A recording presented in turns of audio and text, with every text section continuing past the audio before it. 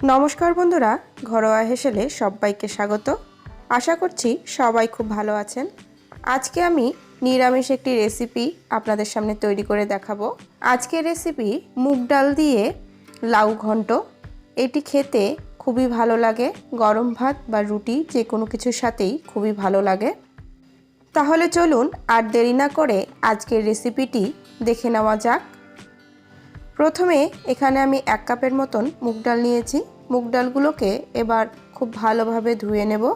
ধুয়ে আমি কিছুক্ষণের জন্য আধ ঘন্টার মতন এভাবে ভিজিয়ে রাখব। এদিকে একটা কড়াই বসিয়ে দিয়েছি। কড়াইয়ে দিয়ে দিলাম তেল। এখানে 3 টেবিল চামচের মতন তেল নিয়েছি। আপনারা আপনাদের প্রয়োজন অনুসারে তেল নেবেন।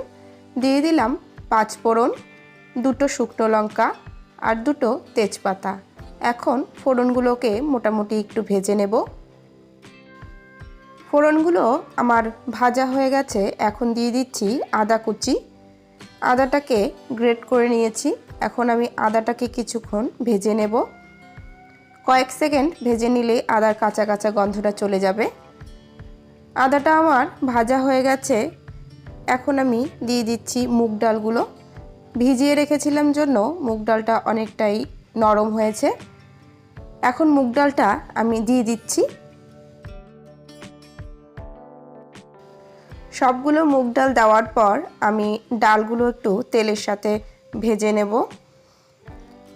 কিছুক্ষণ ডালগুলোকে লাল লাল করে একটু ভেজে নেব।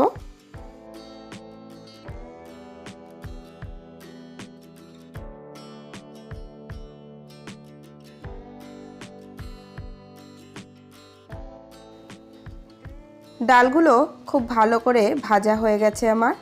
এখন আমি লাউ দিয়ে দিচ্ছি। লাউটাকে আমি এভাবেই কুচি কুচি করে নিয়েছি। কুচি কুচি করে আমি ধুয়ে নিয়েছি খুব ভালোভাবে। এখন লাউটাকে ডালের সাথে খুব ভালো করে মিশিয়ে নেব।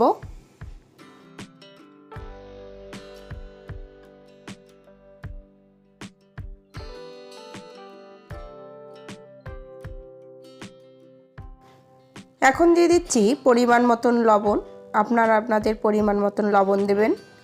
দিয়ে দিলাম 1 চামচের মতন হলুদ গুঁড়ো। দিয়ে দিলাম 4-5টার মতন কাঁচা লঙ্কা। এখন লবণ, হলুদ আর কাঁচা লঙ্কাটাকে খুব ভালো করে মিশিয়ে নিচ্ছি লাউয়ের সাথে।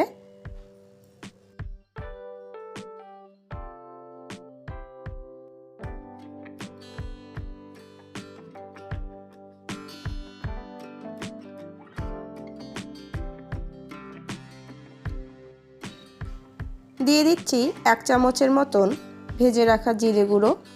দেখুন লাউ থেকে অনেকটাই জল বেরিয়েছে। আমি এখানে কোনো জল আর অ্যাড করব না। এই জলেই লাউটা সেদ্ধ হয়ে যাবে।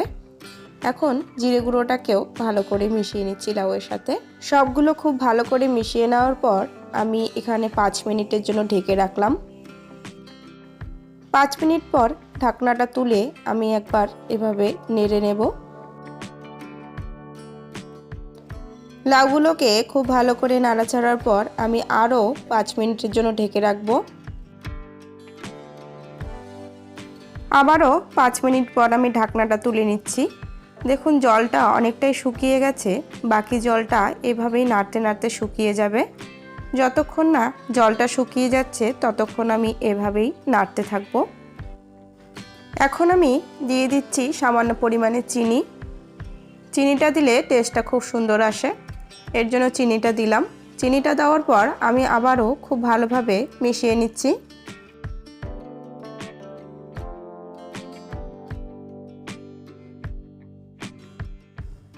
দেখুন এভাবেই নাড়তে নাড়তে জলটা শুকিয়ে গেছে আর লাউটাও সেদ্ধ হয়ে গেছে। মুগ ডাল দিয়ে লাউ ঘন্ট আমার একদম রেডি হয়ে গেছে। নিরামিষ দিনে আপনারা বাড়িতে এভাবে বানিয়ে খেতে পারেন।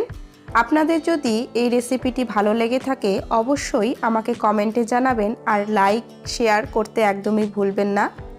এখনও যারা আমার চ্যানেলটিকে সাবস্ক্রাইব করেননি তারা প্লিজ আমার চ্যানেলটিকে সাবস্ক্রাইব করে দেবেন এবং পাশে থাকা বেল আইকনটিতে অবশ্যই ক্লিক করে দেবেন যাতে পরবর্তী রান্নার রেসিপি আপনার নোটিফিকেশনে খুব তাড়াতাড়ি পৌঁছে যায়। আজকের জন্য এটুকুই। পরের দিন আরও একটি নতুন রেসিপি নিয়ে আপনাদের সামনে হাজির হয়ে যাব। ভালো থাকবেন, সুস্থ থাকবেন। ধন্যবাদ।